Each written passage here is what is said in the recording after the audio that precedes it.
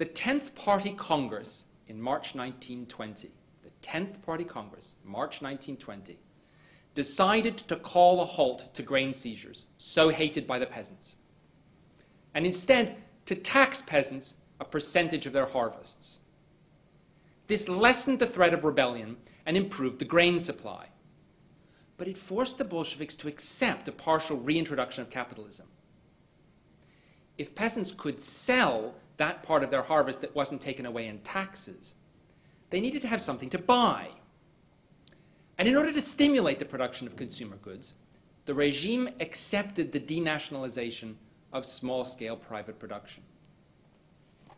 These decisions collectively came to be known as the New Economic Policy, or NEP.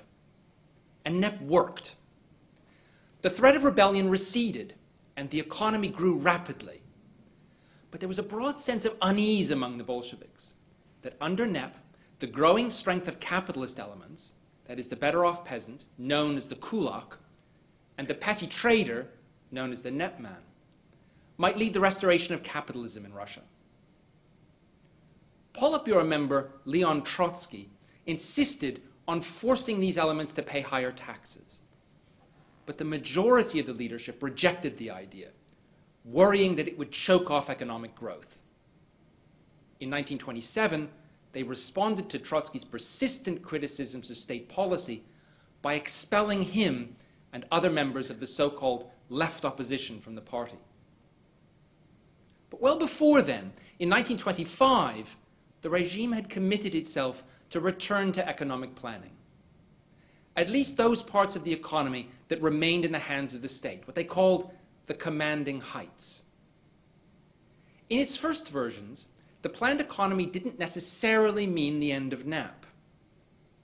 The large-scale planned parts could coexist with the small-scale market-driven parts.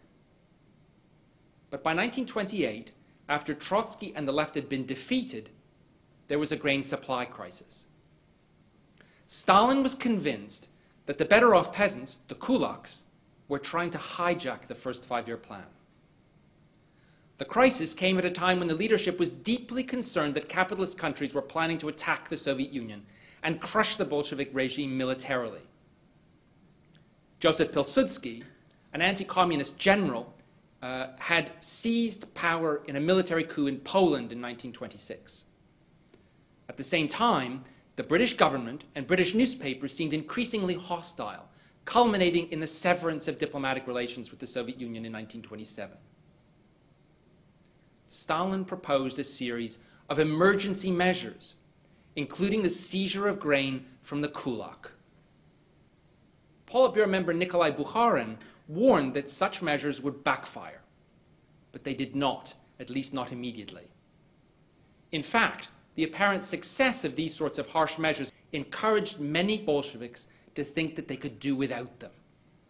And in the course of 1929 and 1930, the regime renationalized small-scale industry and began to force the peasants en masse into collective farms. At the same time, the main targets of the plan became ever more ambitious, such that Stalin came to refer to 1929 as the year of the Great Break. So to summarize, all Bolsheviks agreed on the need to transform the USSR economically, but they disagreed on just how it should be done. Bolsheviks generally saw NEP as a retreat, but they hesitated to risk the economic growth it generated. Through the 1920s, the party was gradually turning away from NEP. The war scare of 1927 and the grain crisis of 1928 encouraged Stalin radically to increase the scope and ambitions of central planning. But were Stalin's five-year plans successful? And here there's a wonderful paradox to play with. The plans were on different levels a success and a failure. So how can that be? Look at the successes first.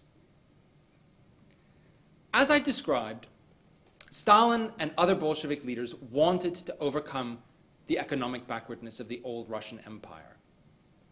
If they were going to build a socialist and ultimately communist society, they needed an advanced economy. Going back to the Marxist terminology, to the extent that the base, or social and economic structures, determined the superstructures, or the political structures, the transformation of the economy had to be their first priority. But reinforcing this was the continuing fear of war. Now, in 1931, Stalin made a stunningly accurate prediction. He said, "We are 50 to 100 years behind the advanced capitalist countries.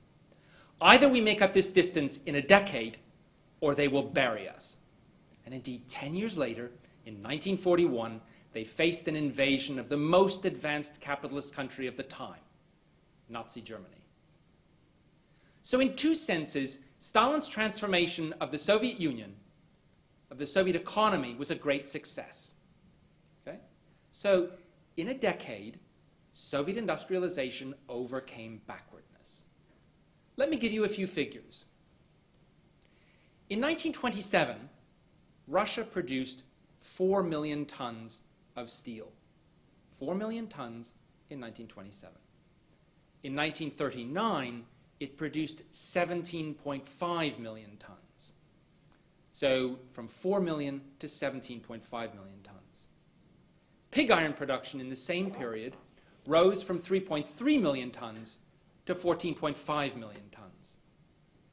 The production of machine tools rose from approximately 2,000 in 1928 to 58,000 in 1940. The number of engineers and other specialists in the economy rose by a factor of 5, from approximately 500,000 in 1928 to 2.5 million in 1940.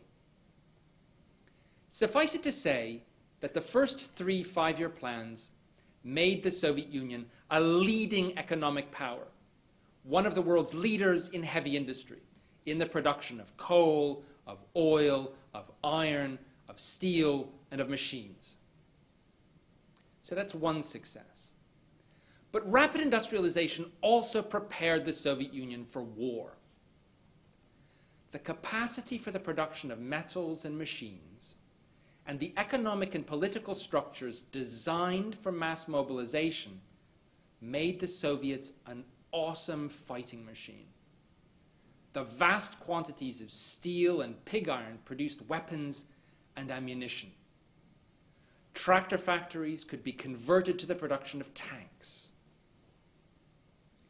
Defense spending rose from less than 5% of the budget in the early 1930s to almost a third of the budget in 1940.